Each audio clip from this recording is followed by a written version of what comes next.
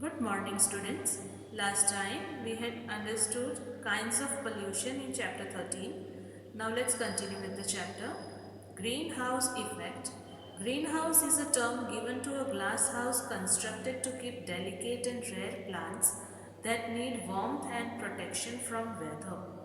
These houses constructed by panels of glass. Green house term है वो glass house के लिए यूज़ होता है। ग्लास हाउस क्या होता है, वो ग्लासेस का बना होता है और उसमें डेलिकेट और रेयर प्लांट्स रखे जाते हैं। ऐसे प्लांट्स जिनको ज़्यादा वार्मथ चाहिए, ज़्यादा प्रोटेक्शन चाहिए वेदर से, ऐसे प्लांट्स को उसमें रखा जाता है। Glass panels allow sun rays and heat to pass through the glass house. The heat that enters the glass house cannot escape because the glass panels send back the heat inside the glass house. तो glass panels क्या काम करते हैं, वो sun rays को अंदर तो आने देते हैं। ये सन रेज जो अंदर आते हैं उसकी वजह से हीट प्रोड्यूस होती है। अब ये जो हीट है वो ग्लास हाउस के बाहर नहीं जा सकती है बिकॉज ग्लास लगे हुए हैं, तो ये उसको ग्लास हाउस के अंदर ही हीट को मेंटेन करता है। This makes the glass house warmer than the outside environment. This is called green house effect. इससे ग्लास हाउस है वो बाहर के एनवायरनमेंट के कंपैरिजन में ज़्यादा वार्म रहता है और इसी को ग्रीन हाउस इफेक्ट कहते हैं। Similarly, you observe that the car parked in the sun with all doors and windows closed gets heated up. This is because of greenhouse effect. वैसे ही आप ऑब्जर्व करते होंगे कि जो भी कार है जो सन में ऐसे ही जिसको छोड़ दी है, जिसके डोर विंडो सब क्लोज है, तो क्या होता है वो उसमें बहुत ज़्यादा हीट है वो इकट्ठा हो जाती है। जब भी हम उसका डोर खोलेंगे तो बहुत सी हीट हमें फील होती है। तो ये क्यों होता है? Because of green house effect. Our earth atmosphere also acts as a glass house. हमारा जो अर्थ का एटमोसफियर है, हमें पता है अर्थ के आसपास एक एयर का ब्लैंकेट है जिसको एटमोसफियर कहते हैं, तो ये भी एक ग्लास हाउस का ही वर्क करता है। There is a layer of different gases around the earth. Some of these gases like carbon dioxide, ozone, methane, nitrogen dioxides, CFCs, that is chlorofluorocarbons, and water vapor have the property to trap heat energy of the sun. यह कैसे होता है? जो atmosphere है उसमें different type के gases हैं, जैसे carbon dioxide, ozone, methane etcetera, ये सारे गैसेस हैं। वाटर वेपर जो है ये सब मिलकर क्या करते हैं, सन की जो हीट एनर्जी है उसको अर्थ से बाहर नहीं जाने देते हैं। सन रेज को अर्थ तक पहुंचने देते हैं, बट जो उससे हीट प्रोड्यूस होती है उसको बाहर नहीं जाने देते हैं। These gases are called greenhouse gases. In gases को क्या कहते हैं? greenhouse gases.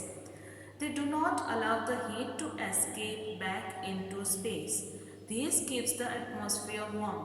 The heating of the Earth's atmosphere due to trapping of heat energy reflected from the Earth's surface by carbon dioxide and other gases in the atmosphere is called greenhouse effect. So ये सारे जो gases है वो अर्थ से heat energy को space में नहीं जाने देते, जिससे कि अर्थ है वो वार्म रहता है। तो ग्रीन हाउस इफेक्ट किसको कहते हैं वो बताया है यहाँ पे कि अर्थ का एटमॉस्फेयर है उसमें हीटिंग होती है, बिकॉज हीट एनर्जी है उसको कार्बन डाइऑक्साइड और दूसरे गैसेस हैं वो ट्रैप करके मीन्स पकड़ के ही रखते हैं, तो इसी को कहते हैं green house effect. Human activities like burning of fossil fuels in automobiles and industries, deforestation that is cutting down of forests, increase the level of carbon dioxide and many other harmful gases in the atmosphere. This result in increasing the greenhouse effect. जो हम fossil fuels ज़्यादा burn कर रहे हैं, जैसे vehicles है उसमें fuels use होता है, इंडस्ट्रीज़ में यूज़ होता है। डिफॉरेस्टेशन मीन्स हम फॉरेस्ट कट कर रहे हैं, तो इन सब की वजह से क्या हुआ है, कार्बन डाइऑक्साइड और दूसरे हार्मफुल गैसेस हैं वो एटमॉस्फेयर में ज़्यादा हो गए हैं।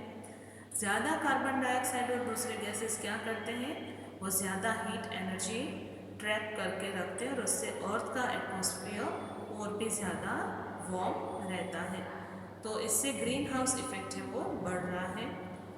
Global warming, increasing in Earth's temperature due to increased concentration of greenhouse greenhouse gases in the atmosphere is called global warming. तो हमारे अर्थ में जो ग्रीन हाउस गैसेस का कॉन्सेंट्रेशन हो रहा है उससे अर्थ का टेम्परेचर बढ़ रहा है पूरे अर्थ का, उसी को ग्लोबल वार्मिंग कहते हैं। Global warming causes climatic changes. Global warming से क्या होता है, क्लाइमेट में चेंजेस आते हैं। These results in melting of polar ice, rising sea level and submerging of low-lying areas near the sea. ये ग्लोबल वार्मिंग ज़्यादा होने से पोलर रीजन है नॉर्थ पोल साउथ पोल, वहाँ से आइस है वो पिघल रहा है। वो आइस पिघलेगा तो वाटर बन के सी में जाता है, इसलिए सी का लेवल बढ़ रहा है। तो उसी वजह से सी के आसपास जो लो लाइंग एरियाज है वो उसमें सबमर्ज हो रहे हैं, डूब रहे हैं।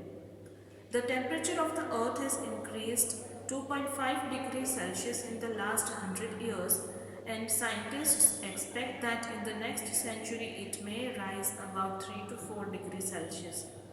This increase in the temperature may adversely affect all the organisms.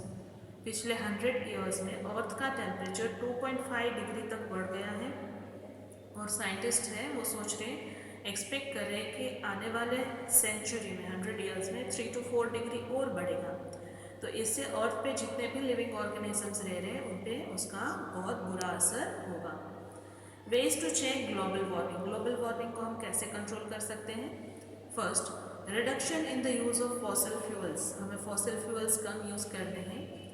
Second, using renewable sources of energy like solar energy and wind energy. जो रिन्यूएबल सोर्सेज है एनर्जी के, जैसे सोलार एनर्जी है, विंड एनर्जी है, उनको हमें ज़्यादा यूज़ करना है। Third, increase in forest areas to utilise carbon dioxide by plants during photosynthesis. Forest areas हमें बढ़ाने हैं, ट्रीज ज़्यादा प्लांट करने हैं, सो दैट जब प्लांट्स है वो फोटोसिंथेसिस की प्रोसेस करें तो कार्बन डाइऑक्साइड का वो यूज़ करें। फोटोसिंथेसिस क्या है? वो ऐसा प्रोसेस है जिसमें प्लांट्स खुद के लिए फूड बनाते हैं। वो कार्बन डाइऑक्साइड का यूज़ करते हैं और ऑक्सीजन है उसको रिलीज़ करते हैं एयर में। सनलाइट का यूज़ करके वो क्या करते हैं, अपने लिए फूड बनाते हैं। Four, using energy efficient devices. ऐसे डिवाइसेस जो कि कम एनर्जी यूज़ करते हैं उसका हमें यूज़ करना चाहिए। ग्लोबल वार्मिंग में causes serious damage to the environment and ultimately affect human lifes. तो ग्लोबल वार्मिंग है उससे एनवायरनमेंट को बहुत सीरियस डैमेज हो रहा है, ह्यूमन लाइफ्स भी उससे अफेक्ट होते हैं। It is time when serious steps need to be taken to control global warming. अब हम सबको मिलकर कुछ ऐसे स्टेप्स लेने चाहिए जिससे ग्लोबल वार्मिंग कम हो, उसको हम कंट्रोल कर सकें। Many countries have signed agreements aimed at reducing green house gases. बहुत से कंट्रीज हैं जिन्होंने साथ मिलकर कुछ अग्रीमेंट साइन किए हैं कि हम सब साथ मिलकर ग्रीन हाउस गैसेस है वो कम हो, उसके लिए कुछ स्टेप्स लेंगे। One such agreement is Kyoto protocol. MCQs। First, which of the following gases is not a green house gas. तो कुछ गैसेस दिए उसमें से ग्रीन हाउस गैस कौन सा नहीं है? The correct option is B, oxygen. Second, which of the following can increase the green house effect. इसमें से कौन सी एक्टिविटी है या कौन सा ऐसा फैक्टर है जिससे कि ग्रीन हाउस इफेक्ट और बढ़ेगा? Option A, burning of fossil fuels. Option B, deforestation and option C, both of this. Correct answer is both of this. Natural resources. The substances that we utilize in our daily life to make things of our need are called resources. Every day में हमें जो भी things ज़रूरी होती है use करने के लिए, उनके लिए उनको बनाने के लिए जो भी things यूज़ होती है वो सब resources हैं। Our life depends on these resources. The resources that we get from the nature are called natural resources. तो हमारी life है वो इन्हीं resources पे depend करती है और नेचर से जो भी रिसोर्सेज हमें मिलते हैं उसको नेचुरल रिसोर्सेज कहते हैं। Plants, animals, air, water, minerals, soil and fossil fuels are some natural resources. तो ये सब क्या है? वो सब नेचुरल रिसोर्सेज है। जैसे plants, animal, air, water, mineral, soil, ये सब नेचुरल रिसोर्सेज होते हैं। Types of natural resources.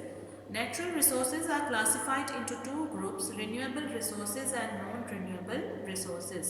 Natural resources है उसको हम 2 ग्रुप्स में डिवाइड कर सकते हैं, renewable and non renewable. First, renewable resources, the resources that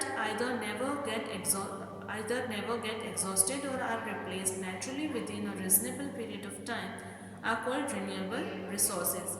ऐसे रिसोर्सेज जो कभी एग्जॉस्ट नहीं होते हैं या फिर कुछ टाइम के बाद नेचुरली ही रिप्लेस हो जाते हैं, उनको रिन्यूएबल रिसोर्सेज कहते हैं।